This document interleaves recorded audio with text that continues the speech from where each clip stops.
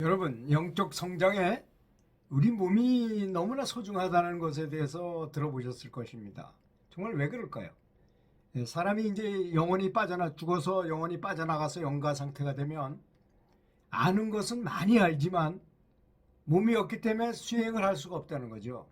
몸이 없으면 그 영가인 상태에서는 벽도 그냥 막 통과해버리고 내가 누굴 만져주지도 않고 무슨 뭘 기계를 작동하려도 되지도 않고 그렇잖아요. 그런 상태에 이르르잖아요.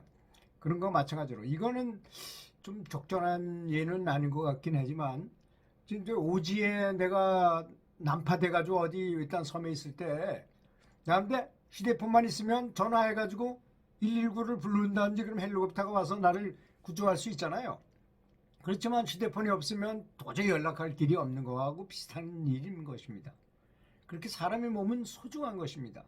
그래서 불경에 보면 뭐 정말 사람으로 태어나는 것이 너무나 어렵다. 정말 뭐 수천 번의 그 살아가는 저 태평양에 있는 거북이가 널빤지 하나를 발견해가지고 그 위에 올라가는 것처럼 어려운 일이다. 그 태평양 같이 넓은 바다에서 널빤지 하나 발견하기가 얼마나 어렵습니까? 그러고 비슷할 정도로 어려운 것이다 그랬어요.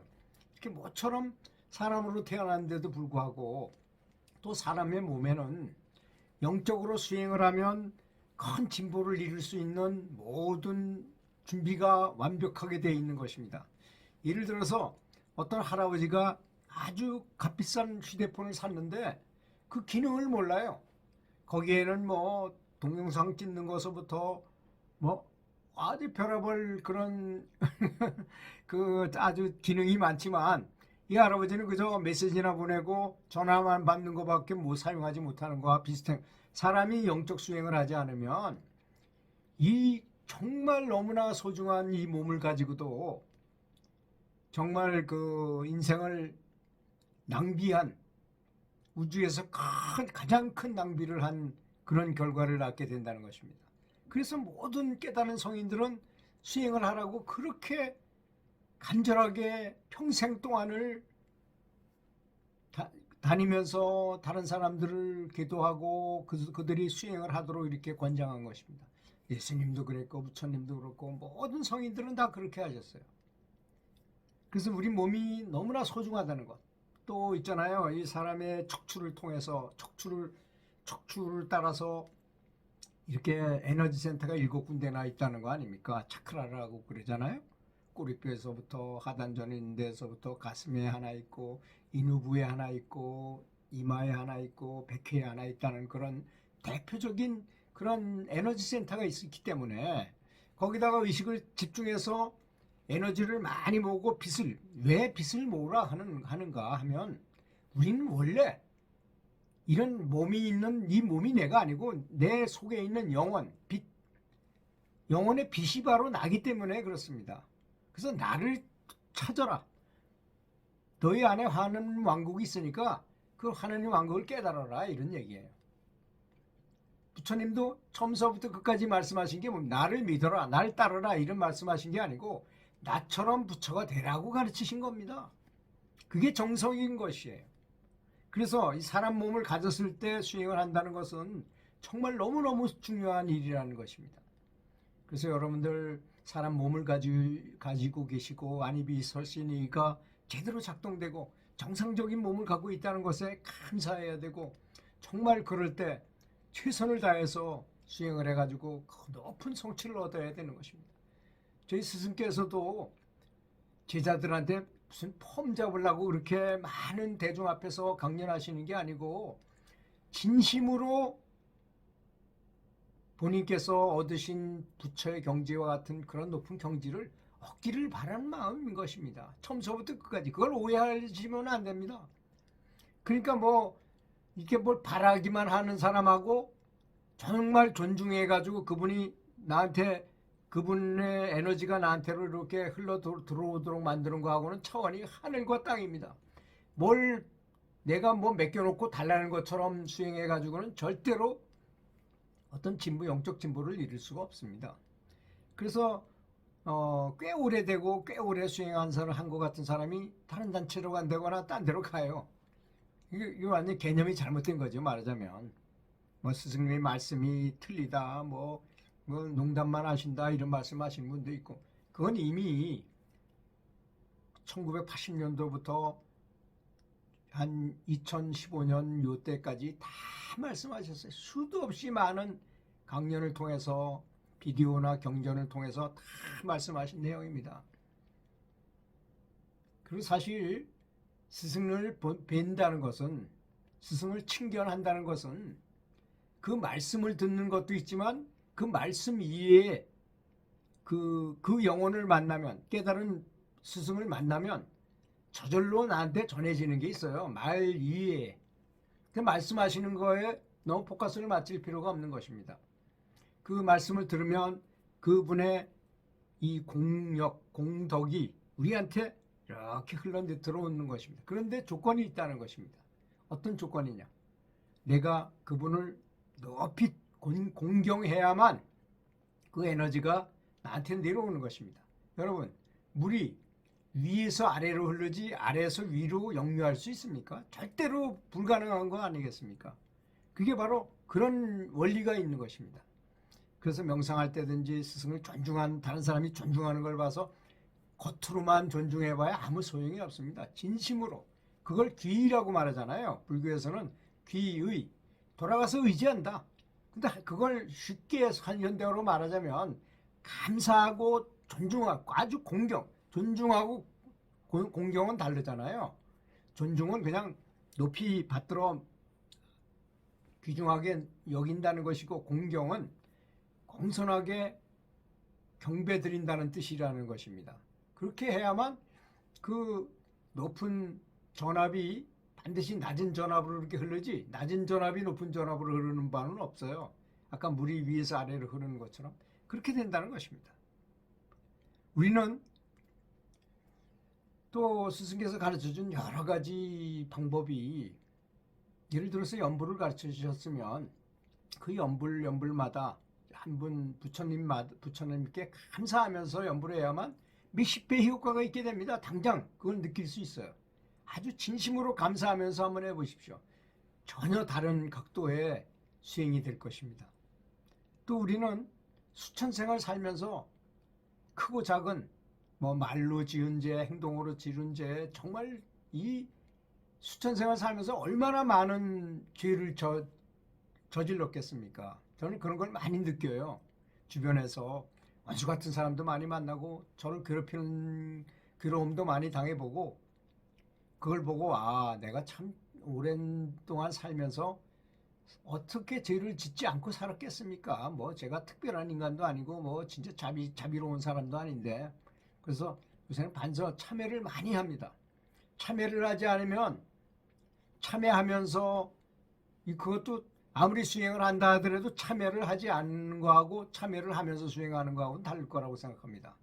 예를 들어서 내가 다른 사람한테, 아주 나를 괴롭히는, 내가 죄 지은 사람한테 괴롭힘을 당하고 있는데 마침 그 사람보다 더 힘이 세고 돈도 더 많고 능력이 있는 사람한테 제가 친해가지고 그 사람이 나를 도와준다면, 그렇지 않습니까? 그 사람한테 내가 돈을 2천만 원을 빌려가지고 그것 때문에 고생하는데 이 돈 많은 분이 나한테 5천만 원을 줬어요.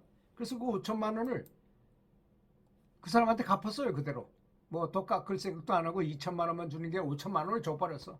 그러면 그 사람이 나한테 얘기할 더 이상 간섭할 필요가 없게 되잖아요. 그런 것이 바로 천도이면서 업장소멸인 것입니다. 그렇게 해야 될 것이라고 생각합니다. 그리고 폭포수의 법칙을 저는 좋아하는데요. 어떤 사람, 이건 우리는 착각을 할 수 있어요. 스승님이 얘기하는 것만 다 옳고 다른 어떤 내 수평적인 관계에 있는 사람이 좋은 말을 해주면 그거는 별로 귀하지 않다고 생각하는 경향이 있어요.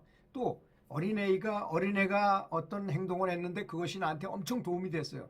그러면 그걸 감사하다는 생각을 못 한다는 것입니다. 그래서는 안 됩니다. 어린 사람이든 수평적인 관계든 나보다 낮은 사람이든 높은 사람이든 간에 내가 도움을 받을 수 있었으면 크게 감사해야 되는 것입니다. 그게 폭포수의 법칙입니다. 폭포수가 높이 보면 볼수록 상대방을 낙차가 커서 나한테 떨어지는 이득이 많잖아요. 그런 거와 같은 원리라는 것입니다.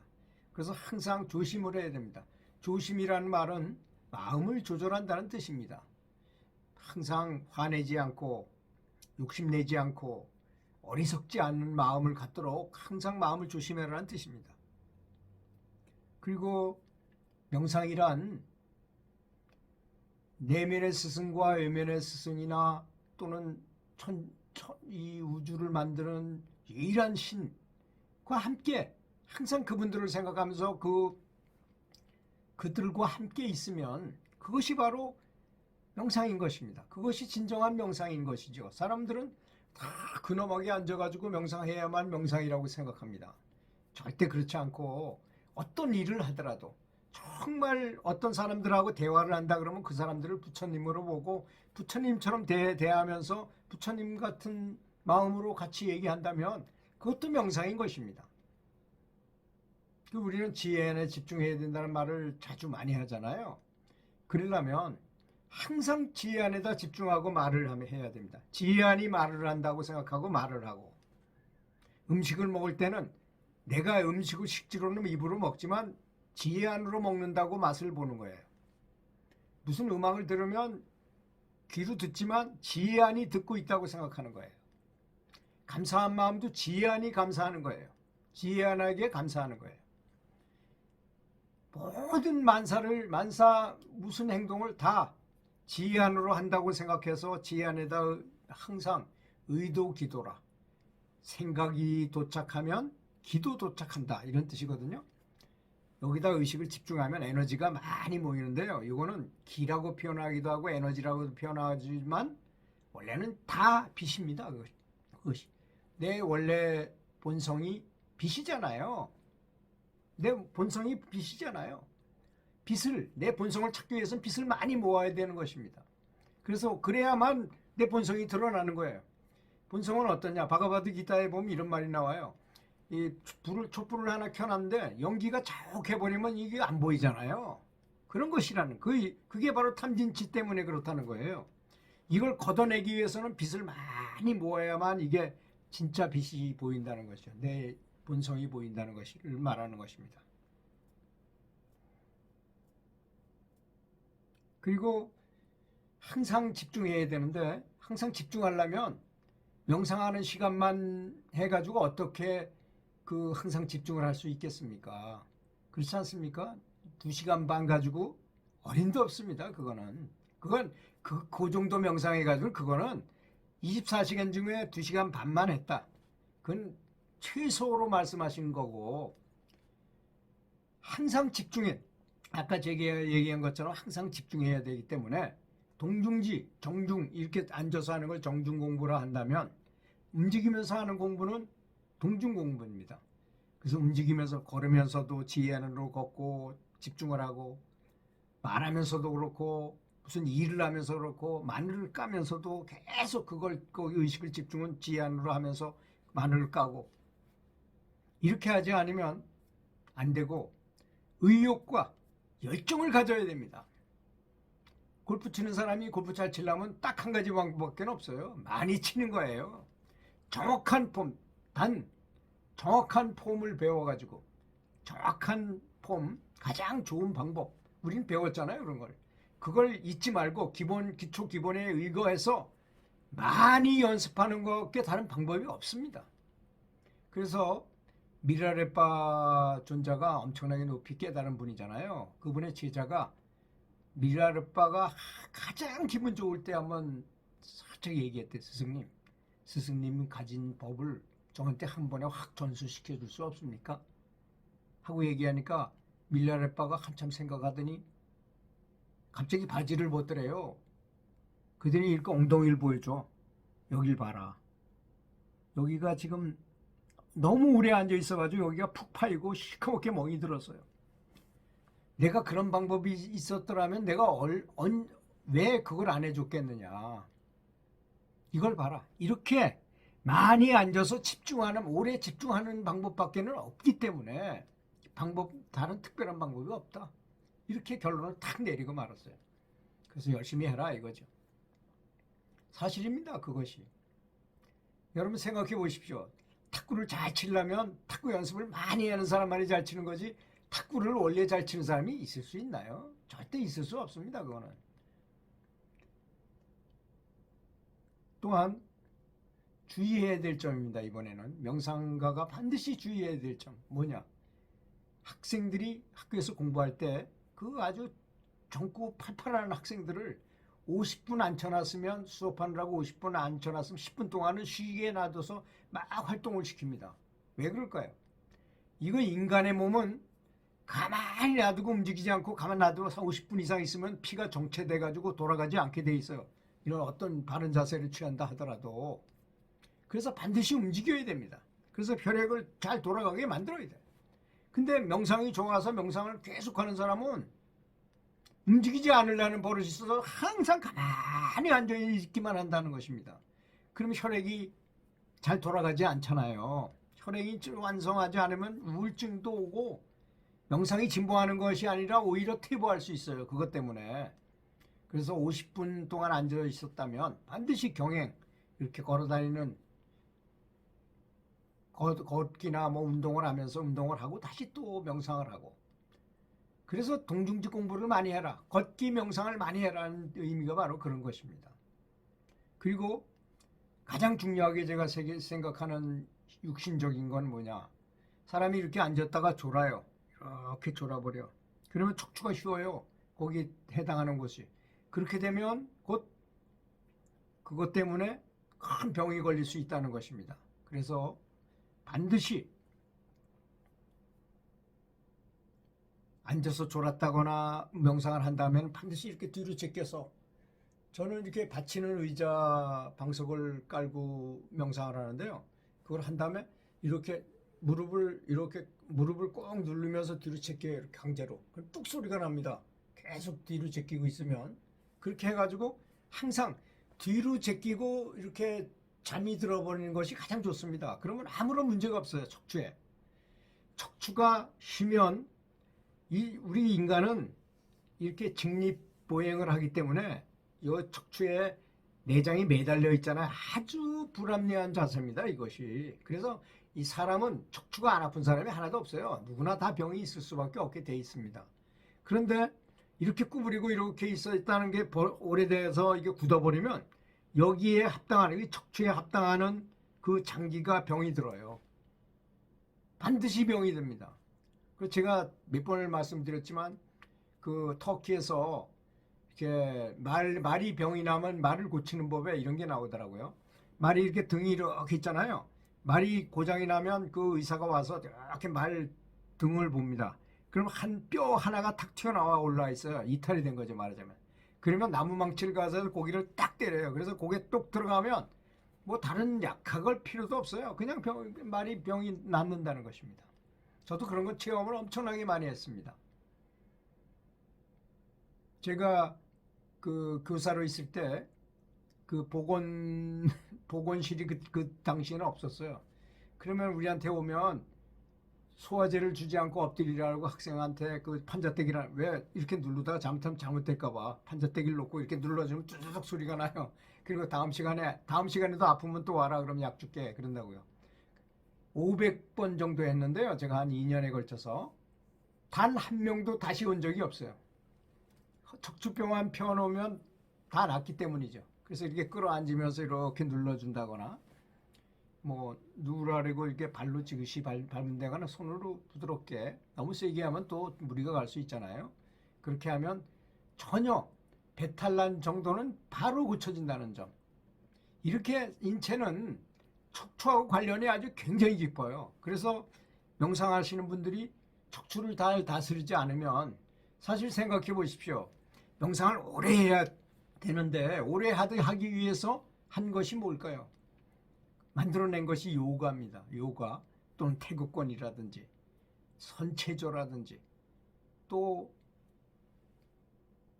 달마대사께서는 소림굴에서 9년 동안 면벽 좌선을 하느라고 9년 동안이나 굴 속에서 이렇게 면벽 좌선했는데 인간인 이상 운동 안 하고 그렇게 가만히 계셨기만 해가지고 버틸 수 있었겠습니까? 그거 안 되니까 뭘 하셨나? 달마 역근경이라는 걸 만들으셨잖아요. 나중에 후세까지 전해줬어요, 그거를. 그게 뭐냐? 지금 말하면 이렇게 역기를 드는 거지, 이렇게 하는 동적인 운동이 아니고 정적인 운동을 하신 거예요. 힘을 이렇게 쓰는 거예요, 이렇게. 이거 근육은 안 움직이면서 힘을 쓰는 거. 그럼 다리도 앉은 상태로 이렇게 힘을 쓸 수 있잖아요. 그런 형태의 운동을 하신 겁니다. 역근이란 뜻이 근력을 강화시킨다, 근력을 키운다, 이런 뜻이에요. 달마 역근경이라는 뜻이. 그러니까 그분이 별로 좁은 공간에서 움직이지도 않고 버틸 수 9년 동안이나 건강하게 계실 수 있었던 것은 그런 운동을 해. 그게 요새 현대 체육계에서는 그것이 운동 효과가 실제로 이렇게 엮기 드는 것보다 훨씬 더 좋다고 말했다는 것입니다. 긴 시간 들어주셔서 감사합니다.